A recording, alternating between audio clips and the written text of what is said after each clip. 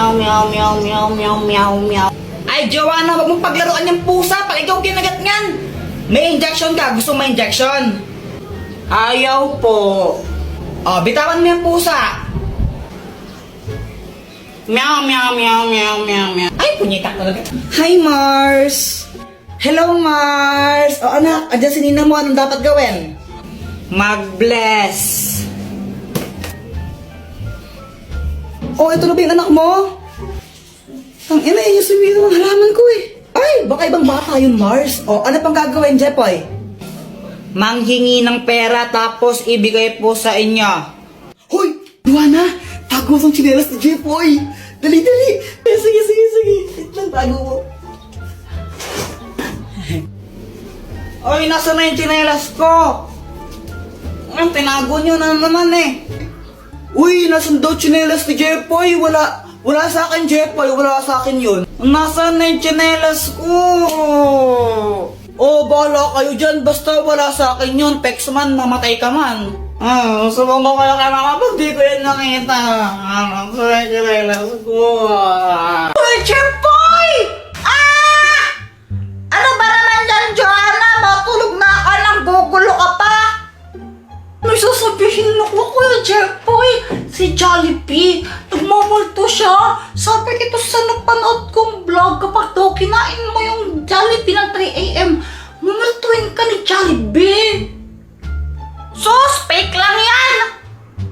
Totoo yan, no? Tinamaan nga sa vlog. Try natin.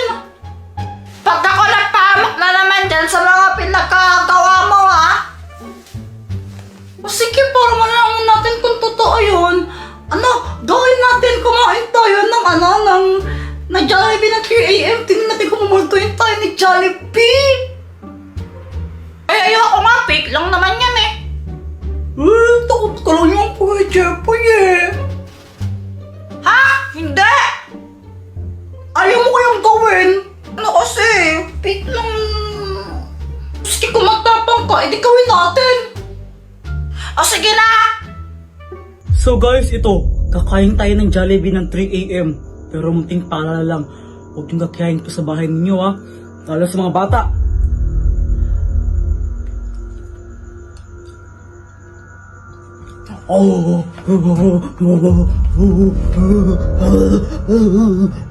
Kung totoo nga yata yan ah.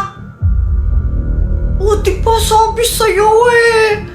Kuya Jepoy, hingi ka ng pera kay mama para pambili natin ng Jollibee. Ha? Ba't ako? Ikaw na lang. Ikaw yung mas matanda sa atin. Ikaw yung kuya. Ikaw yung papakinggan ni mama kasi. Ikaw yung mas older. O sige na. Ay, lumok naman dito. Mama, pwedeng pengi po ng pera. Bibili lang po kami ni Joanna ng Jollibee. Anong Jollibee, ha? Katapos natin kumain tapos humingi ka ng pera pambili Jollibee? Ha? Eh, may gagawin po kasi kami eh. Ay, wala akong pakialam, wala akong pakialam. Alam ba kung gaano kahirap kumita ng pera ngayon, ha? Tapos gusto niyo mabubuli kayo ng maraming pagkain para lang sa gagawin ninyo? Alam mo naman talaga, pera tayo eh. Pampili nga ng adobo, wala tayo gusto mo Jollibee, ha? Ha? Kaping-kaping na ba? Jollibee ka dyan? Anong tingin mo sa tingin mo, mayaman, ha? Tapat tayo ng pera, tapat tayo ng pera. Sabi sa'yo eh, di ba humingi lang ako ng pera, ang dami niya nang sinabi. Naman to? Oh, punta ka dito sa bahay. Bakit? Basta pumunta ka na lang dito. Oh, sige, sige. Uy, Joanna! Mauna ka lang pumasok? Bakit? Basta mauna ka na. Okay. Happy birthday, Samantha! Hala, thank you. Alam niyo pala na birthday ko. Samantha, ito yung gift ko sa'yo. Ito, oh. Wow! Ano ba to? Brief? Ano ka ba, Samantha? Panty brief yan? Pwede yung panty, pwede rin yung brief. Hoy, Joanna, brief ko ba yan? Ay, hindi, no? Okay, thank you. Samantha, ito yung gift ko sa'yo. Hala, Jepoy, yung mahal nito ah. Baka mamaya naubos yung pera nyo. Ah, hindi! Nanghingi lang ako kay Kuya Will. Thank you. Ay, sana all. Samantha, pwede na ba akong manligaw sa'yo? Siyempre. Hindi pa. Bata pa kasi tayo, kaya hindi pa pwede. Pero pag pwede na, ligawan mo ako. Okay, promise yan ah! Promise.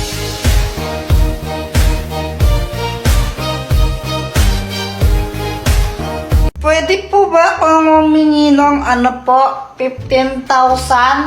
Ano 15,000 ha? Nagagawin mo doon? Bibili po ako ng bagong cellphone. Ay, Jeffoy, cellphone mo maayos pa. Ba't bibili kang bago ha? Hindi naman po para sa akin yun eh. Pangre-regalo ko po sana. Ay, wawa ko nga, hindi ako makabili ng bagong cellphone. Tapos bibigyan ka ng pera pambili ng bagong cellphone ha? Tapos pangre-regalo mo?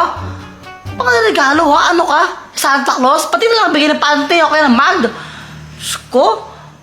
Ito baka mamaya masipa pa ka dyan. Nagigil ako sa'yo. Tingin mo saan ba tayo ng pera? Ano ba yan?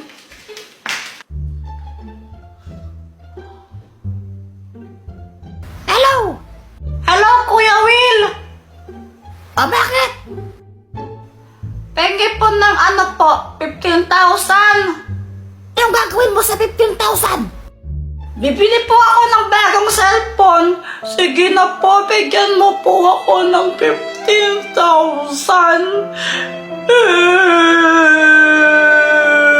Bigyan ng 15,000 yan! Joanna! Wala daw pasok bukas! Weh! Oo! Hala! May ipiso? Uy, Kuya Jeffoy, ano ka ba? Huwag kang nagtuturo pag gabi na. Ha? Bakit naman? Baka manuno ka. Pag ganito ka o pangontra, ganun ka para hindi ka manuno. Anong nuno? Di naman totoo yun eh.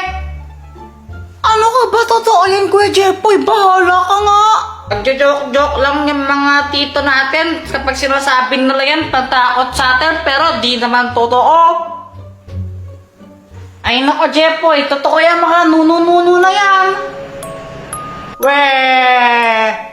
Ay nako, nung ako bata, may kalaro din ako, di naniniwala sa mga ganyan. Tapos kung isang gabi, nagturo-turo siya, tapos di pa siya nagtatabi-tabi po. Kaya yon, lumaki yung isang kamay niya. Tapos sobrang laki, hindi niya na mabuhat. Mas malaki pa yung kamay niya kasi sa buong katawan niya. Kaya yon, pinutol yung kamay niya. Oh, takot ka na, no? Di naman ako natatakot, bleh. Gusto mo, magturo-turo pa ako eh. Ano, Sabi ko, huwag kang magturo eh. Oh!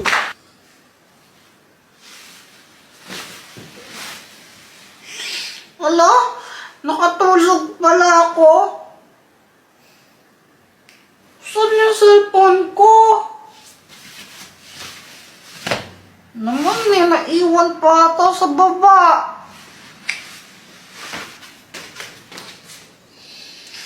Nasaan kaya yung cellphone ko? Ayan.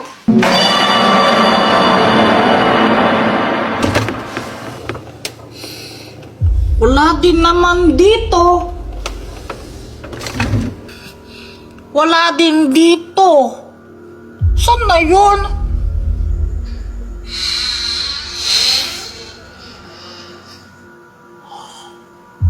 Bumukas mag-isa?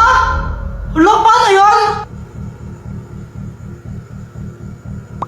Doon pala yung cellphone ko. Paano napunta yung doon? Paano napunta yung cellphone ko dito? Hindi naman ako pumunta kanina dito eh.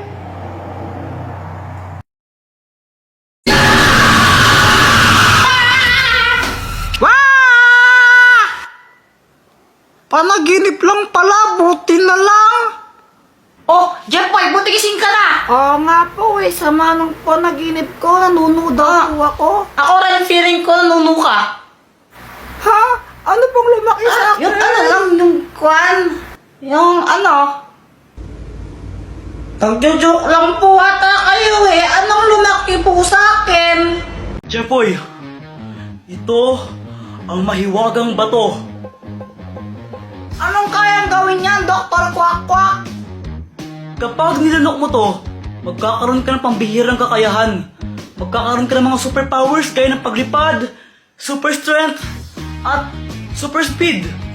Ito, subukan mo, lulukin mo to.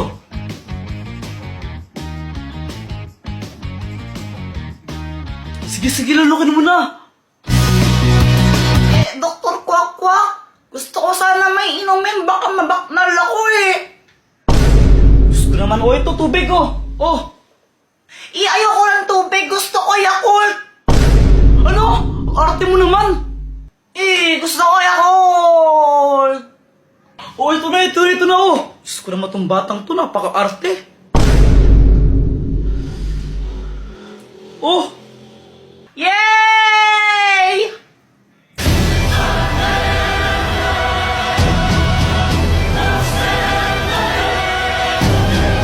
sabihin mo, Darna. Darna!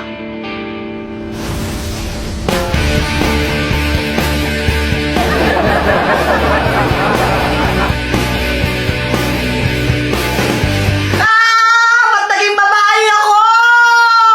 Ano ka ba, okay lang yan, kasama talaga yun sa costume mo. Kapag di ka ba, ay mawawalan ka ng powers. Ayoko lang ganito. Ay naku, arte-arte naman na ito. O sige, ikaw gawin kitang babae, payag ka ba? Abay, bet! What? Tsaka alam mo, sulit naman kasi yan. Legit na legit yung powers niyan, tinan mo. Oo nga no, di ako tinablahan. Subukan mo namang lumipad, tara. O sige. Ngayong gabi, ako asida na, ako ang lola, ako Ang ganda dito. nagdiningning sa kalangitan. Ako si Wonder Woman, ako ang superstar, akin ang sandali, ako ang reyna ng gabi. Alam mo, Dr. Kwak-Kwak, ayoko naman talaga ng ganito eh. Ayoko maging babae. Pero kanya na, nung lumilipad ako, ewan, nang saya-saya ko kasi pangarap ko talagang lumipad eh.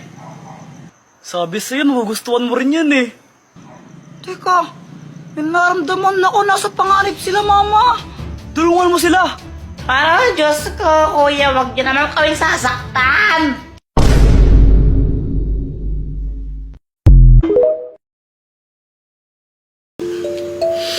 Jepoy, ang nakabunot sa'yo ay si... Boyet! Jepoy, ito yung regalo ko sa'yo. Thank you!